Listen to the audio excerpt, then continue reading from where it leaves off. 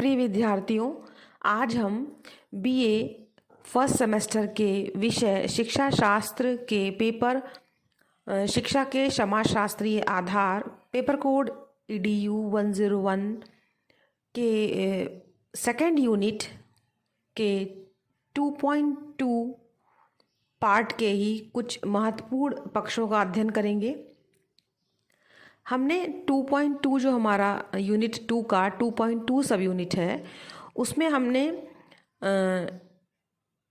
शैक्षिक समाजशास्त्र के बारे में पढ़ा है और शैक्षिक समाजशास्त्र का क्या अर्थ है और उसका क्या क्षेत्र है, क्या प्रकृति है, क्या सीमाएं हैं। ये 4 बिंदुओं पर हमने चर्चा की जो कि आपके सिलेबस में दिया हुआ है। ठीक है, लेकिन हम ये चाहते हैं कि आप थोड़ा सा और भी शैक्षिक समाजशास्त्र के बारे में जानें, तो आप शैक्षिक समाजशास्त्र के ऊपर अपने विचारों को अच्छे से प्रकट कर पाएंगे और आपका जो विजन है इसको लेकर के वो और अच्छा और साफ हो पाएगा। तो अगर हम देखें कि अगर हम चाहते हैं कि आप शैक्षिक समाजशास्त्र के कार्य पर भी नज़र डाल लें तो अच्छा रहेगा। तो आइए हम लोग आज शैक्षिक समाजशास्त्र के कार्यों को कुछ बिंदुओं के माध्यम से समझने का प्रयास कर लेते हैं। तो देखिए, हम यहाँ पर आपको 8 बिंदु बताएंगे शैक्षिक समाजशास्त्र के कार्य हैं वो। ठीक है, तो हमारा पहला पॉइंट है, शैक्षिक समाजशास्त्र समाज के सदस्यों के नैतिक, चारित्रिक, आध्यात्मिक, दार्शनिक तथा सामाजिक उत्थान में सहयोग देता है। सेकंड पॉइंट है, शैक्षिक समाजशास्त्र व्यक्तियों के विचारों, मूल्यों तथा व्यवहारों को परिवर्तित कर समाज को प्रगति की ओर अग्रसर करता है। थर्ड पॉइंट है, शैक्षिक समाजशास्त्र समाज के उपयोगी रीति रिवाजों, परंपराओं, धारणाओं और मूल्यों की रक्षा करता है और उनको स्थायी बनाता है तथा दोषपूर्ण कुप्रथाओं और व्यवहारों में संशोधन करता है। चौथा पॉइंट है, शैक्षिक समाजशास्त्र समाज को गतिशीलता प्रदान करता है।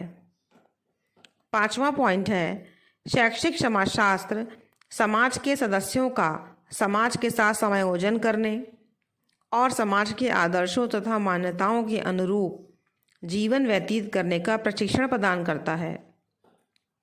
छठा पॉइंट है, शैक्षिक समाजशास्त्र बालकों में समाज में रहने की क्षमता का विकास करता है और उनका समाजीकरण करता है। सातवां पॉइंट है, शैक्षिक समाजशास्त्र व्यक्तियों के समूहों को समझने, उनके निर्माण की क्रिया को समझने, सामूहिक जीवन को समझने की योग्यता का विकास करता है। आठवां पॉइंट है, शैक्षिक समाजशास्त्र समाज की संस्कृति के संरक्षण तथा विकास में पूर्ण सहयोग प्रदान करता है। तो आपने यहाँ पर देखा कि शैक्षिक समाजशास्त्र के जो कार्य हैं वो क्या क्या हैं। ये चर्चा इसलिए आवश्यक थी क्योंकि जब हम किसी विषय पर बात करते हैं, चर्चा करते हैं, अध्ययन करते हैं, तो उसके विभिन्न पहलुओं को जानना आवश्यक हो जाता है। सिलेबस में तो आपके लिखा हुआ है शैक्षिक समाजशास्त्र का अर्थ, क्षेत्र, प्रकृति और सीमाएं, लेकिन अगर हम थोड़ा और जानेंगे तो हम अपने उन्हीं विचारों को और अच्छे से व्यक्त कर पाएंगे और अच्छे से उनको लघु उत्तर में भी दे पाएंगे और उनको दीर्घ उत्तर में भी दे पाएंगे, लॉन्ग आंसर में भी दे पाएंगे, क्योंकि हमारे पास जो हमारा दृष्टिकोण होता है उस टॉपिक को लेकर के वो अच्छा हो जाता है। तो शैक्षिक समाजशास्त्र के कई पहलुओं को अगर हम समेट लें तो हम ये समझ लेंगे कि हम शैक्षिक समाजशास्त्र क्या है और किस प्रकार हम इसके जो है प्रश्नों का उत्तर दें।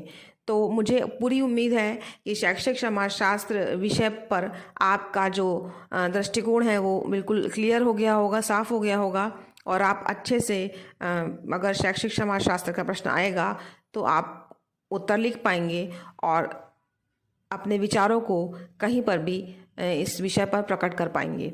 धन्यवाद।